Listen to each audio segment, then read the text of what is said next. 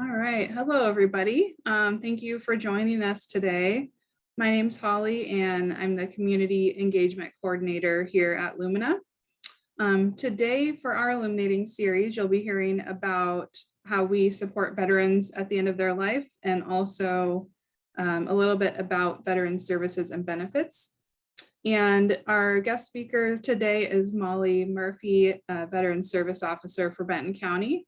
And also our very own chaplain, Sandy, is going to be presenting as well. So a little bit of housekeeping for today. Go ahead and if you have questions, comments, reactions, anything that comes up during the presentation, go ahead and put that in the chat, and then we'll keep an eye on that, and we'll record your questions and come back to those at the end. And also the recording of today's presentation will be available afterwards as usual. So feel free to share that with folks. If you registered today, you'll get an email with the recording, but the recordings are also available on our website. So if there's a previous one that you want to check out, you can always go there as well. Okay, so a little background about our presenters today. Molly Murphy, like I said, is a veteran service officer with Benton County, and she has been there for the last 3 years. She also has experience providing brief interventions to older adults, working with child welfare, intimate partner violence survivors, higher education, and most recently assisting with the OSU COVID-19 Community Prevalence Research Project. And our chaplain, Sandra Waldron, here at Lumina, she provides emotional and spiritual support to our patients and their families, as well as bereavement and caregiver services, which include phone calls, in-person visits, and our memorial services. Okay, now I'm going to turn it over to Molly here. And I'm going to remove myself.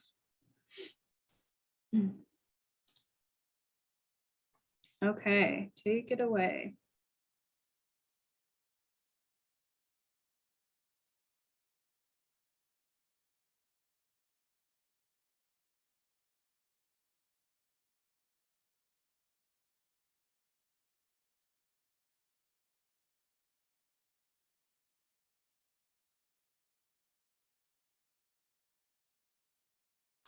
There we go. Sorry, I had to find the unmute button after I shared my screen. All right, so as Holly said, my name is Molly Murphy, and I am the County Veteran Service Officer for Benton County. In our office, we also have 2 other Assistant Veteran Service Officers as well. So I'm going to just kind of jump in here and talk about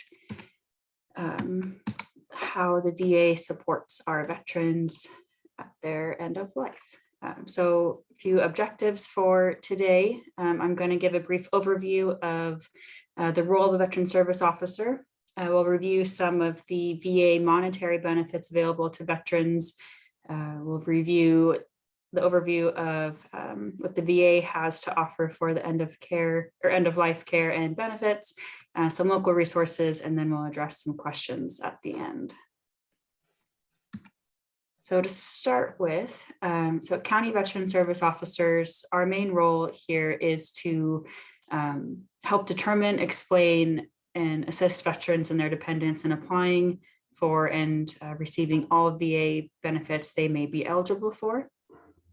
So the main ways that we do this are assisting with completing the required forms and helping gather all the required evidence for the different claims.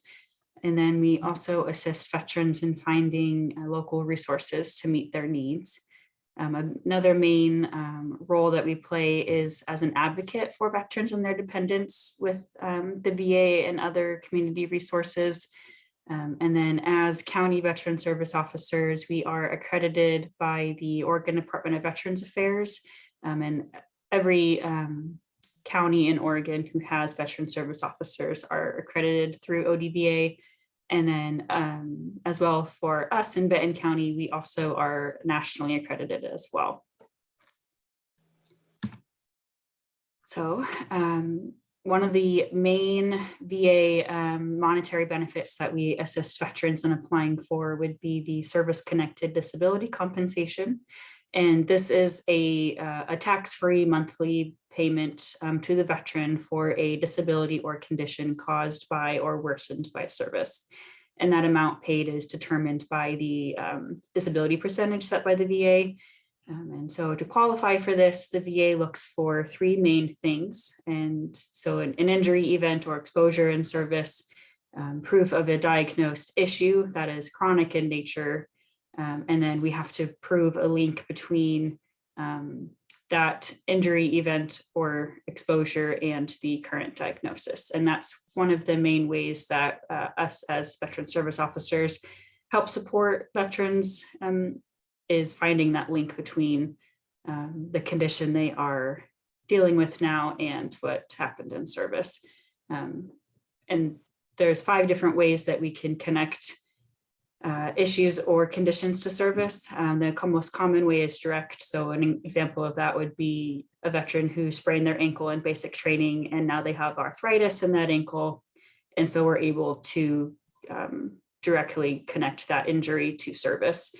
Secondary would be because of that ankle, they now have a knee issue. So we're able to apply for the knee as secondary to that main ankle condition. Presumptive would be like our Vietnam vets who have Agent Orange exposures and are dealing with issues and conditions related to Agent Orange, or some of our newer veterans from the Gulf War era with burn pits and different exposures they had would be presumptively linked to service.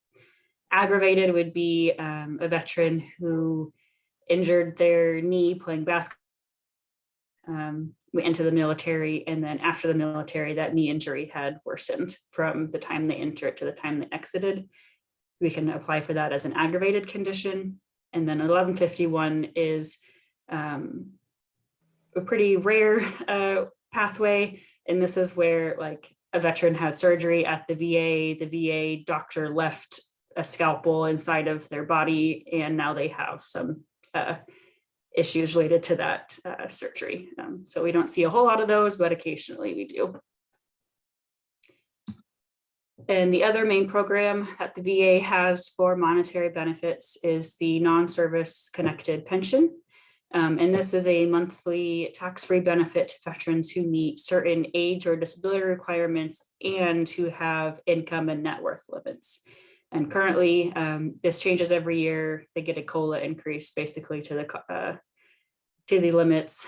Our current limit for this year is 130,773. And then along with that net worth, there is an annual income limit. And I didn't get too into the weeds with this one because pension claims can get pretty convoluted, but we basically have to take veterans' income and minus all of their medical expenses, and that's how we get their total income, which then determines if they qualify for this program or not. So to qualify, veterans must have served at least one day during wartime. This is a benefit that is currently open to veterans who have wartime service. That does not mean they would have had to deploy. It just means that during their service, we were actively engaged in a wartime period set by Congress. I'm hoping that changes, but that's currently how we have to operate right now. And you also must be at least 65 years old or have a permanent and total disability. The other way that we can get folks qualified for this program would be if they're a patient in a nursing home or long-term care because of a disability, and then receiving Social Security disability or supplemental security income as well.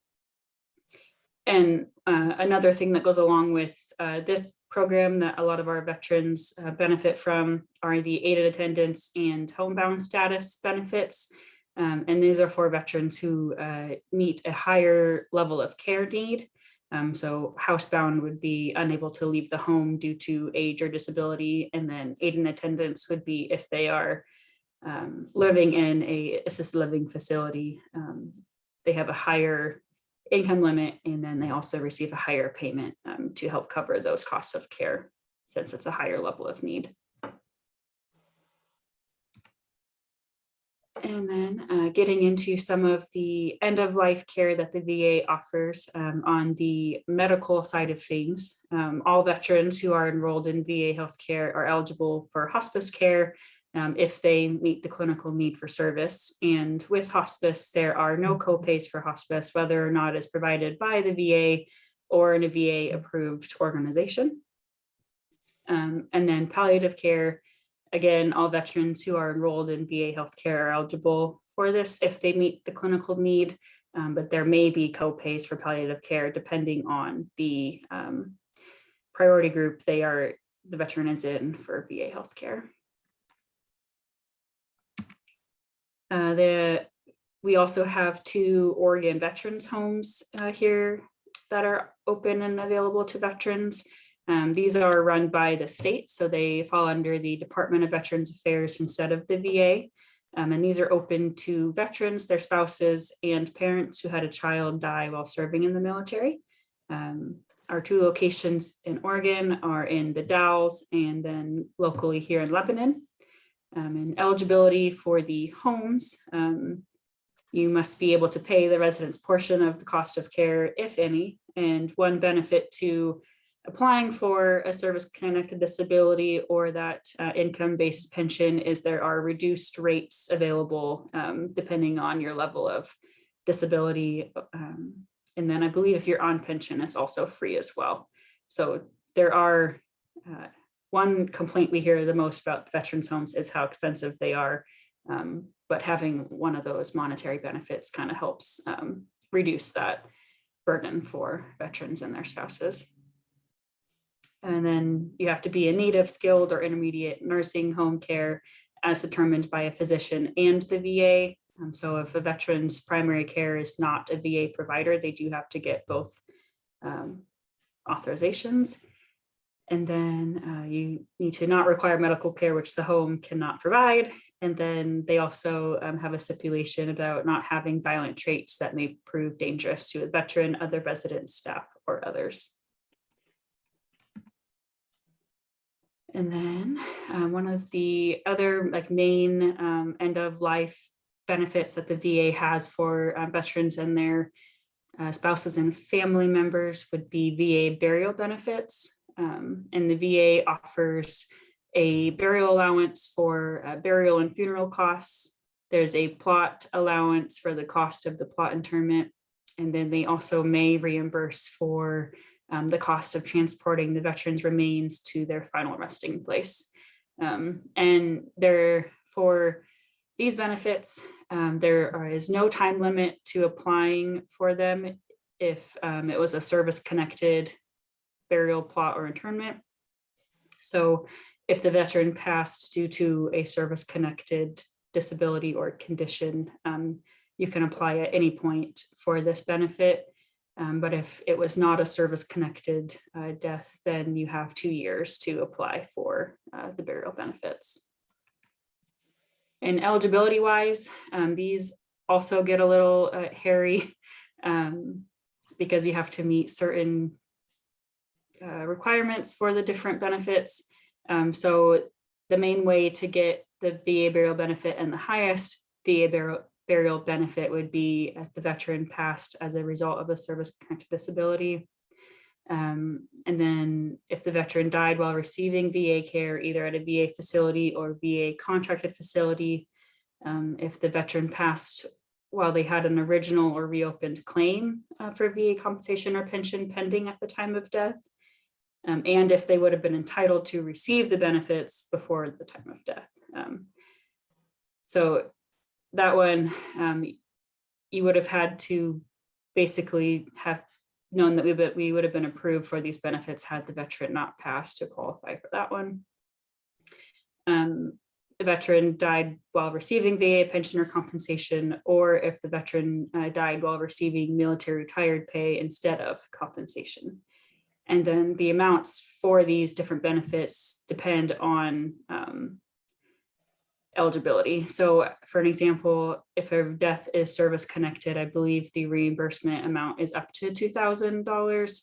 And then for a death that is not service connected, so let's say a veteran died while receiving VA pension or compensation, I believe the amount is around $300. So it really kind of varies depending on what, how the veteran is deemed eligible for that one.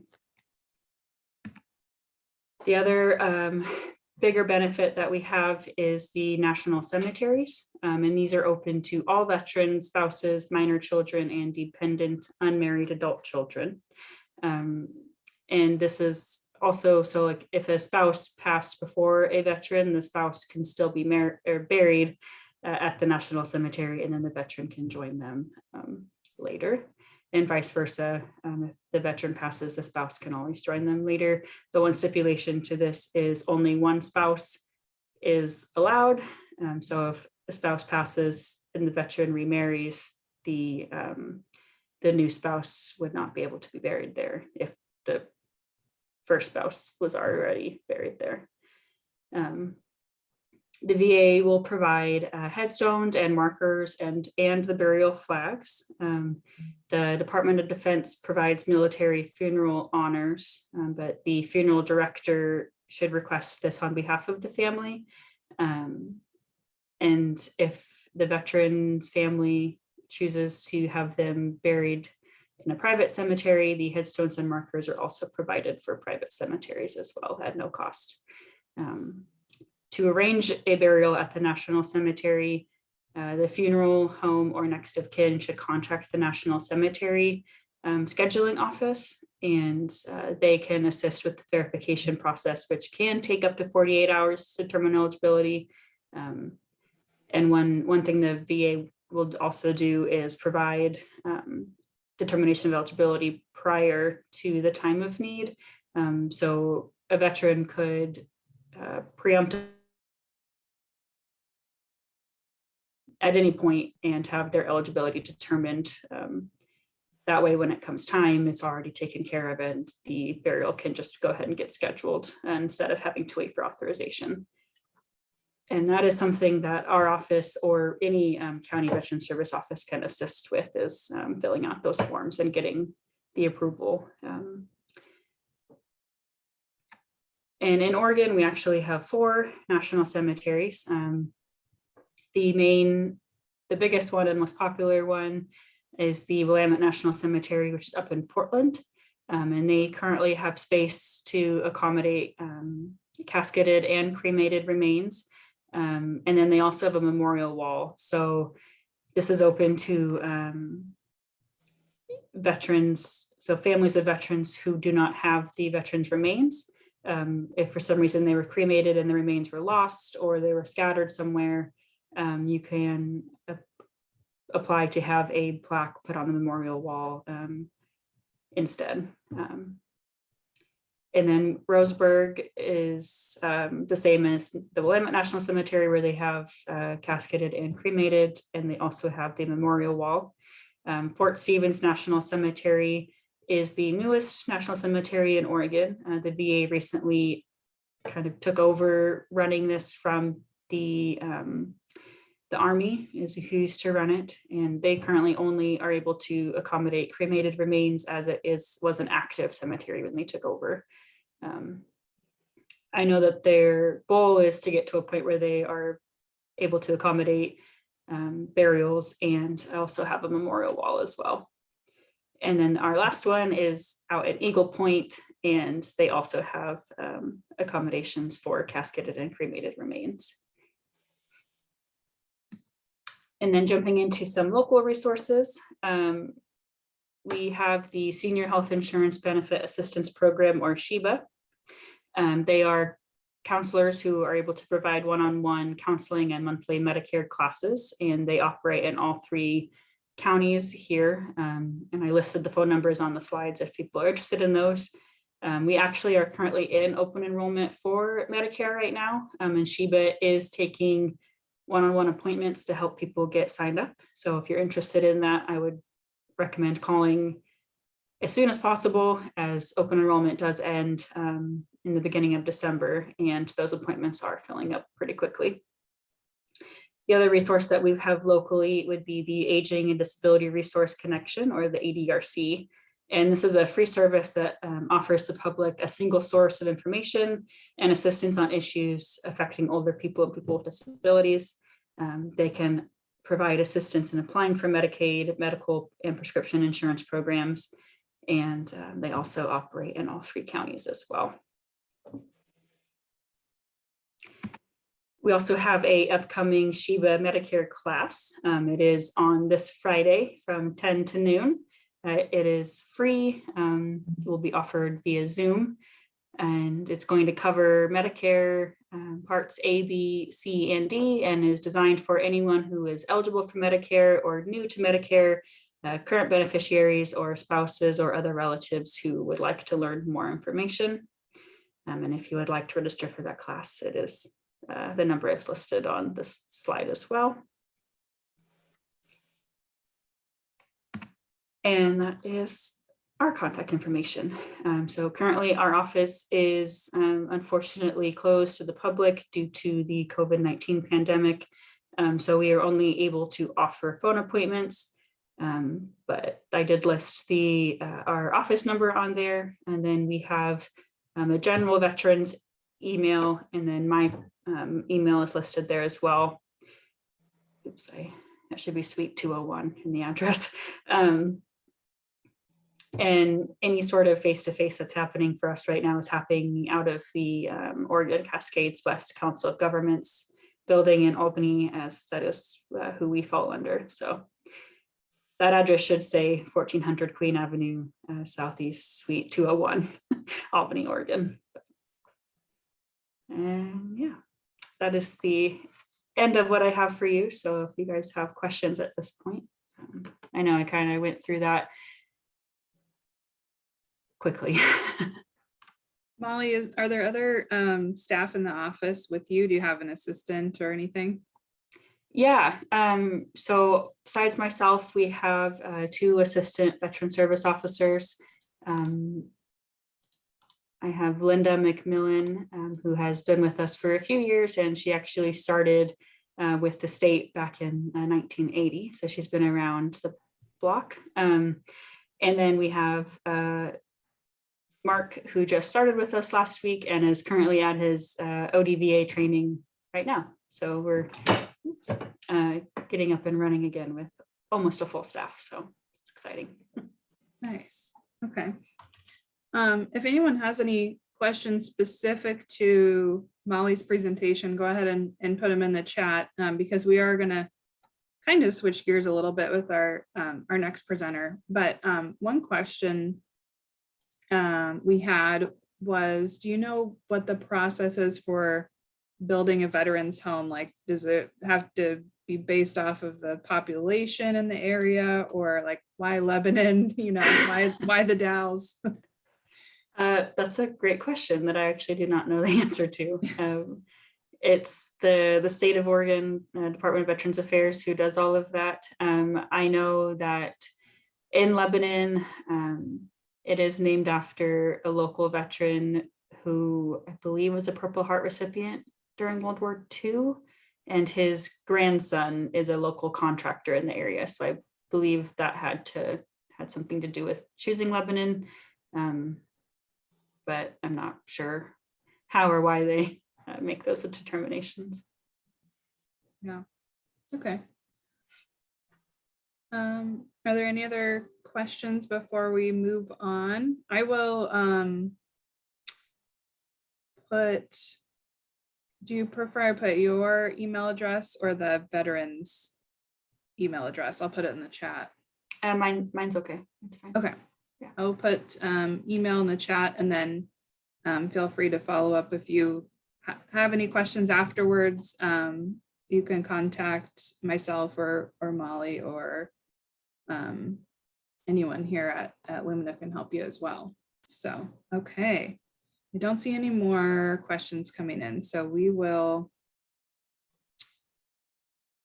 go to our next presenter here. With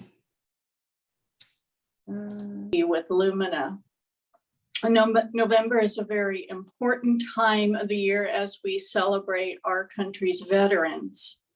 Lumina confirms the importance of continued recognition of the country, of the veterans, that the service they have provided to our country. Would you do the next slide, Holly?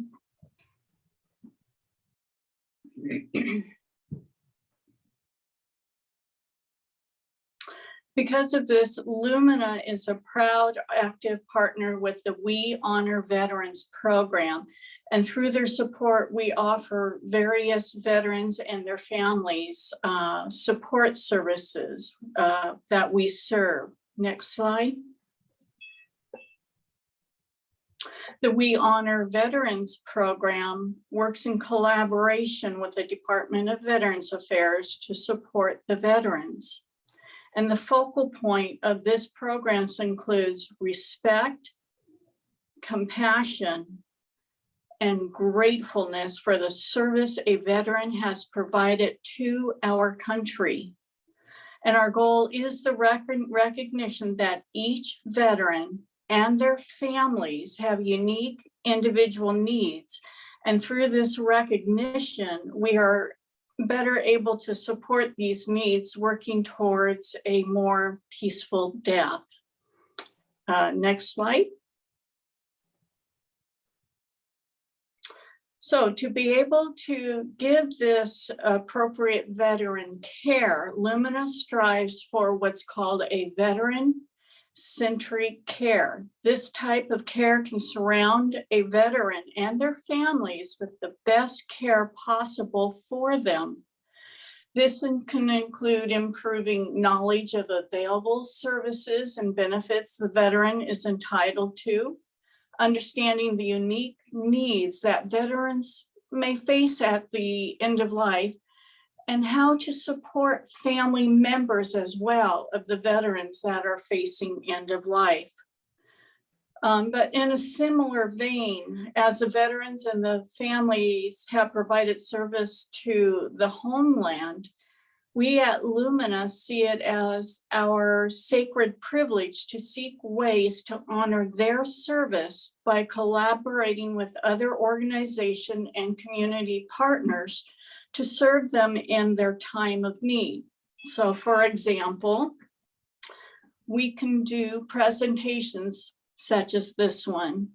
We also participate in community-wide stand downs, and we do staff and volunteer sock drives. And just to make a plug, we have a sock drive going right now, which goes until I think about the first week of December. So if you would like to donate some socks, that would be more than appreciated, I can tell you from experience. Next slide, please. So veteran-centric care requires sensitivity. And therefore, some of the approach to veterans to engage in conversation from a safe and trusting perspective. And the approach utilizes a non-judgmental and accepting style, discussing their branch of service, their travels, their experiences from the military may be used as a safe way to begin a relationship. And we try to understand how the service has impacted their lives and their family lives as well. We honor the vet through pinning ceremonies, which can include certificates and a gift of a handmade quilt. But we also provide at that time just the deepest appreciation for their service to our country. I have had the honor of participating in these ceremonies a few times, and I can remember one vet breaking down in tears as we gave the pin and the quilt, saying he had never really received a thank you for his service, and that moment meant so much for him. And we also can recognize throughout the year, such as 4th of July or Veterans Day, Armed Forces, etc. Next slide. We offer end-of-life care from a holistic approach, which includes spiritual care. And this is the compassionate connection made from one person's spirit to another, whereas a spiritual care provider is the person who intentionally practices in-depth spiritual care that encompasses the whole mind, body, and spirit.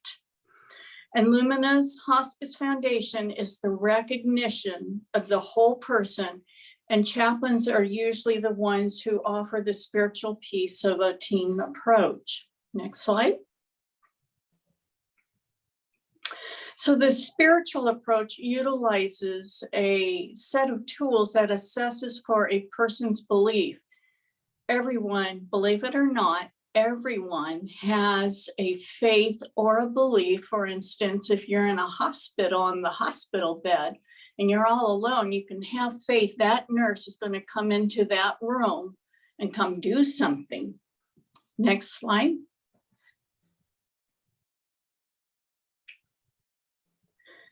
So veterans can have several types of injuries, whether visible or invisible. We may see another person and not realize how wounded they may be during due to moral or spiritual injuries. So a moral injury, let's say, is when a veteran is commanded to respond in a manner that would be in conflict to the rules of engagement. If that veteran has completes the command, then moral injury very well take place. But if the veteran does not complete the command, then there very well may be serious trouble with the commanding officer. And it then can place that veteran in a very difficult ethical situation, which can carry over for a lifetime. Spiritual injury then is when there are conflicts with the faith or a belief that a veteran has encompassed or carried for a lifetime. And due to combat or other issues, they begin to question their faith and their religious beliefs. Many veterans have lost their faith and their practice because of these types of injuries. But some veterans, however, can reach for a deeper faith during time of combat.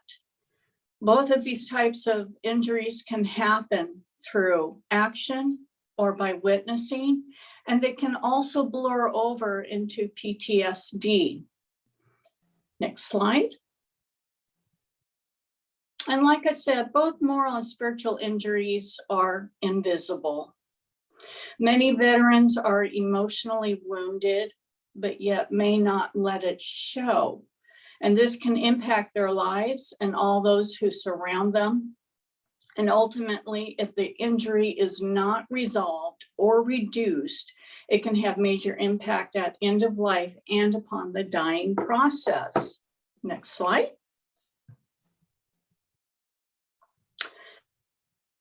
The spiritual people, the chaplains, we can provide reminders that the veteran is safe and we are a safe person. If there is a faith tradition, we can offer prayers and scripture readings based on the veteran's particular faith tradition. We also recognize and support the family as well, as they are important. Chaplains can also give the reminder and use cadence as a tool to reduce anxiety or possible agitation. And this is something that veterans know very well, the cadence from their military experiences. And cadence is a simple rhythmic saying, line, words that can be said over and over and over. Other tools that can be used would be square breathing or box breathing. Again, this is what the veterans know from their military experience.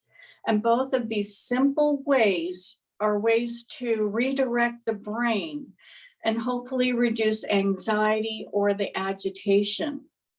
Both can be used whether it's based on a religious background or a non-religious background. Next slide.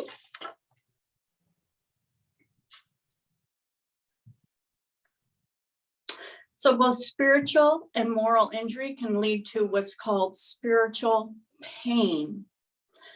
And these are the main four spiritual pains. Meaning and forgiveness seems to stand out more. For meaning, Richard Gross states that meaning is what gives life, and when it is lost can be a very powerful transformation. Meaning is the reason for life, why we exist. Why do we even get out of bed? The purpose. Forgiveness, however, for a veteran, forgiveness can be very complicated with many underlying unspoken levels of need. And this includes learning forgiveness for thyself and for many other layers that may be existing. And for some reason in our country, forgiveness seems to be one of the most difficult tasks for a person. Hope and relatedness is other spiritual pains that can be impacted. Next slide.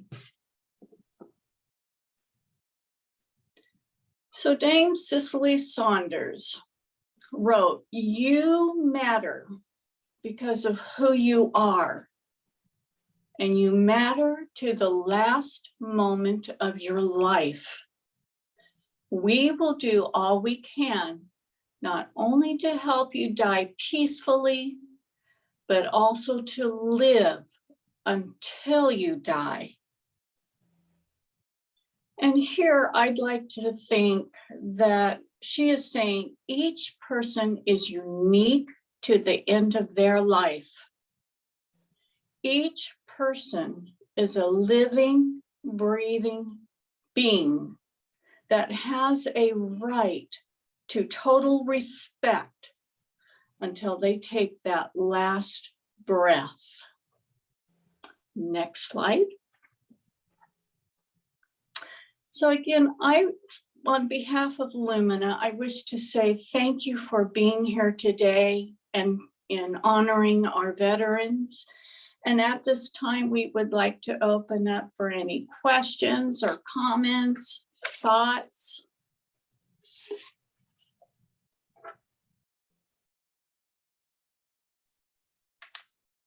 Okay. If anybody has any questions, feel free to put those in the chat. Or feel free to unmute yourself. That's also an option. I just wanted to say well done. Very valuable information. I do hand Lumina's information out to my clients in Oregon, in all the cities I service in Oregon, which pretty much the entire state. So thank you for that. That was a great presentation for both ladies. Thanks, Alex. And thank you.